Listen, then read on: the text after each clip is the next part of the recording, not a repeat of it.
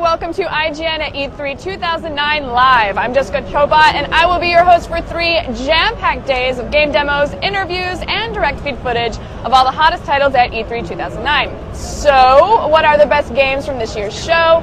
It's time to dive right in and find out. First up, we've got Halo 3 ODST. It is one of the biggest titles at this year's E3. Joseph Staten from Bungie is here to walk us through a mission from the campaign mode, and also joining us, we've got the lovely Hillary Goldstein from IGN's Xbox team. Aww! Hillary, take it away.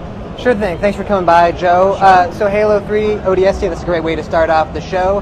This is not the story of Master Chief. So can you maybe just talk about where this takes place in the Halo's timeline? Yep. Chief is busy saving the galaxy elsewhere. You are an orbital drop shock trooper, an ODST for short. You can see yourself on screen here. This takes place in between Halo 2 and Halo 3. We could call it a prequel to Halo 3, but it takes place weeks before the events of that game. Really, you're in the city, New Mombasa, which you were in Halo 2, but you're basically fighting the fight that the Master Chief left when he went off to the Delta Halo. So the Chief is elsewhere, doing important things. You're a human on the ground, doing other stuff. Cool. Now, can you send him text messages or anything? Just follow his Twitter updates or anything? He's out of commission. Slipspace is a very odd space-time continuum. You just can't get Twitter or anything. It's horrible. No Facebook updates. No the Facebook. future is not as bright as we thought. The Chief is lonely, just a single crystalline tear. So why don't you run us through the menu real quick? Sure. What you see here are all the core components to the ODST experience. You have the campaign, which is a great full-featured campaign, hours of gameplay, original story. Firefight, which is the brand new cooperative game mode that we talked about, and we'll get more into it later in our demo. And the theater, which is just the way that you access, say, films, file share, screenshots, all the great features from Halo 3 now brought to ODST.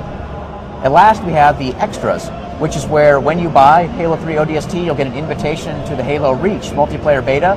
Well, this is how you access that beta when it goes live, is through the extras menu.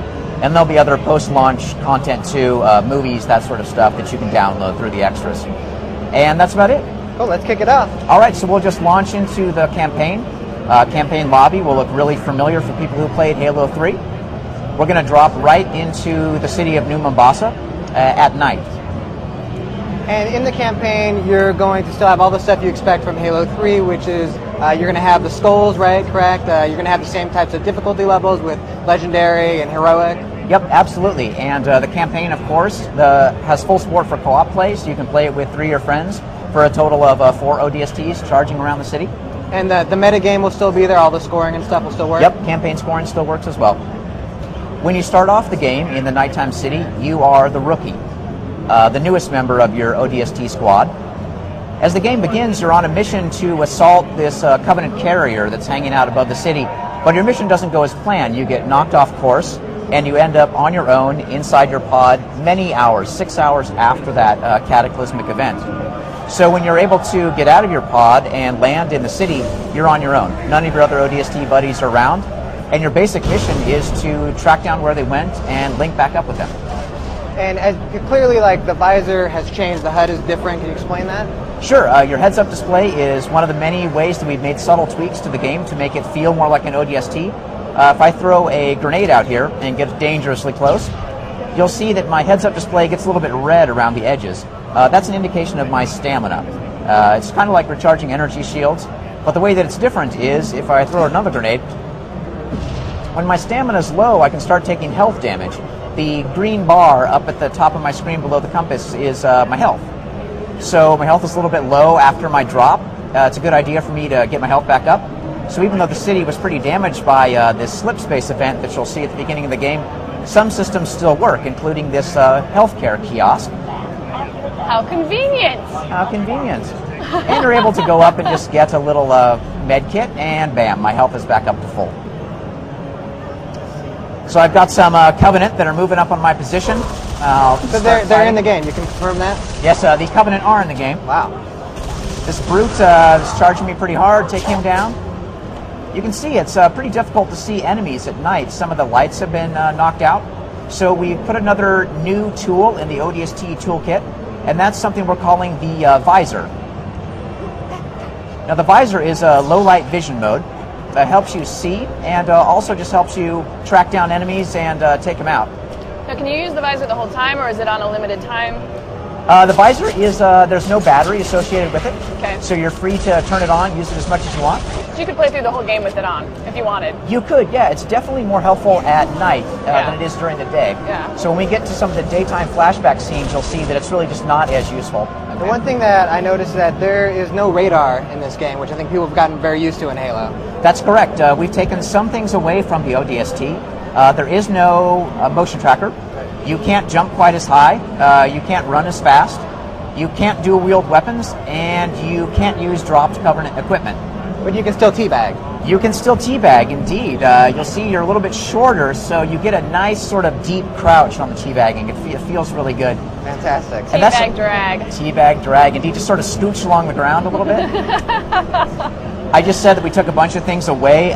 Don't think that we've totally nerfed the experience. We made some really careful choices to make it feel right. As one guy alone in the city, we wanted it to feel more dangerous, make you feel isolated, alone. So that when you run into Covenant, making different tactical choices than you would as a Spartan super soldier. So you have to be careful about the fights that you pick. And one thing that's cool is that the pistol actually has a zoom in it, and it seems pretty powerful. Pistol is pretty powerful.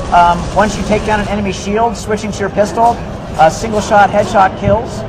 So in that way, it works a lot like the Halo 1 pistol.